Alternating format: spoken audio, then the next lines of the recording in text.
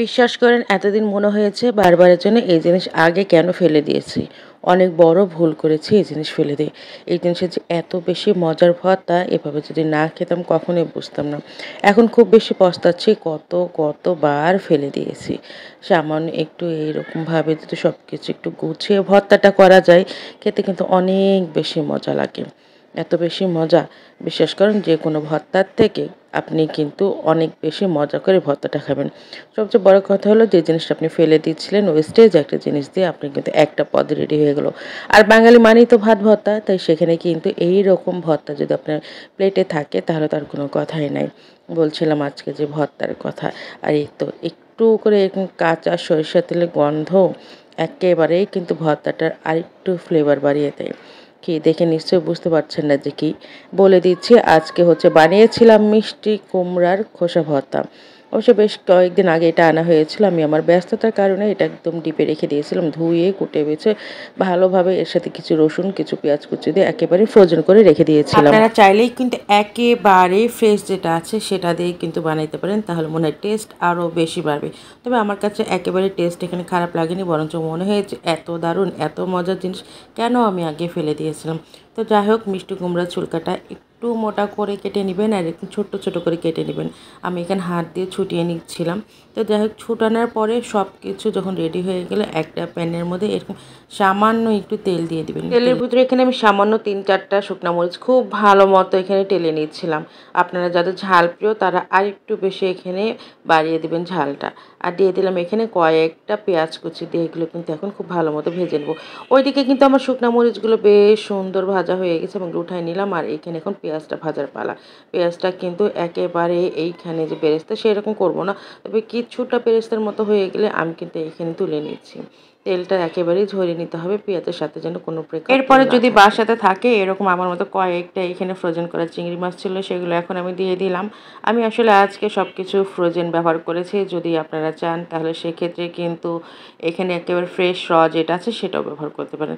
আরও 3টা কাঁচামরিচ এখানে দিয়ে দিলাম। আমি যেহেতু এখানে ঝাল কম খাবো তাই আমি আসলে খুব বেশি মরিচ ব্যবহার করিনি। এরপর পরে ফ্রোজেন করা যে আমার মিষ্টি কুমড়ার ছুলকাগুলো ছিল সেগুলো এখন দিয়ে দিচ্ছি। এরপর পরে খুব ভালোভাবে কিন্তু নেড়ে নিচ্ছি। এখানে কিন্তু তেল আমি দিইনি, আগে যতটুকু তেল ছিল ততটুকু তেলেও হয়ে গেছে। খুব ভালো মতো নেড়ে নিচ্ছে। আর আমার যেহেতু এটা ফ্রোজেন করা ছিল তাই কিন্তু একটু একটু পানি বের হয়েছে, এটাতেই কিন্তু সিদ্ধ হয়ে যাবে। দিয়ে দিলাম স্বাদ মতো লবণ আর সামান্য একটু হলুদের গুঁড়া একটু কালারের জন্য। এগুলো একেবারে অপশনাল, আপনারা যদি চান যে এখানে আসলে হলুদের গুঁড়াটা ব্যবহার করবেন তাহলে করতে পারেন। যদি মনে করেন যে না এখানে আসলে হলুদের গুঁড়া ব্যবহার করবো না, এমনি তো হলুদ, তাহলে কোনো প্রবলেম নেই। আমার কাছে মনে হচ্ছিলো তেল একটু কম, তাই আরেকটু আমি এখানে তেল দিয়ে নিলাম। তেল দিয়ে এটা ঢাকনা দিয়ে বারবারই ঢেকে ঢেকে কিন্তু এখানে ভেজে নিচ্ছিলাম, তাহলে কিন্তু সিদ্ধ করতে আপনার সুবিধা হবে। আর যেহেতু ঘরে ছিল একেবারে, যেহেতু শীতকাল ফ্রেশ এইখানে ধনেপাতা সেটাও কিছুটা দিয়ে দিলাম। এগুলো সব কিছু স্বাদ গন্ধ আপনার আরও দ্বিগুণ করবে। খুব ভালো মতো একেবারে নেড়ে চেড়ে শুকনো করে নিচ্ছি আর ট্রাই করে দেখছিলাম যে সিদ্ধ হয়ে গেছে কিনা। একেবারে সিদ্ধ হয়ে গেছিলো, যেহেতু মিষ্টি কুমড়োটা খুব একটা এখানে ভারী ছিল না এই কারণে। আর ঢেকে ঢেকে সিদ্ধ করেছি, এর জন্য একটু ইজি হয়েছে।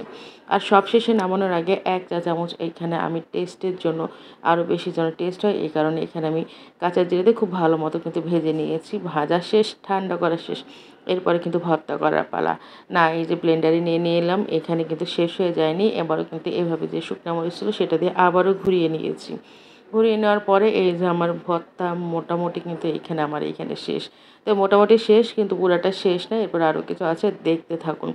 আমি এখানে ব্লেন্ডার ব্যবহার করেছি, চাইলে আপনারা শিলপাটাও ব্যবহার করতে পারেন। বলেছিলাম যে এই যে মোটামুটি শেষ, পুরাটা শেষ না, তাই আমি আবার এইখানে যে পেঁয়াজটা প্রথমেই একেবারে ভেজে রেখেছিলাম সেটা কিন্তু এখানে আমি এখন ব্যবহার করছি এবং সেটা দিয়ে খুব ভালো মতো কিন্তু মাখিয়ে নিচ্ছি। আপনারা চেষ্টা করবেন যদি বাসায় শিলপাটা থাকে তাহলে সেক্ষেত্রে শিলপাটা দিয়ে বাটার জন্য।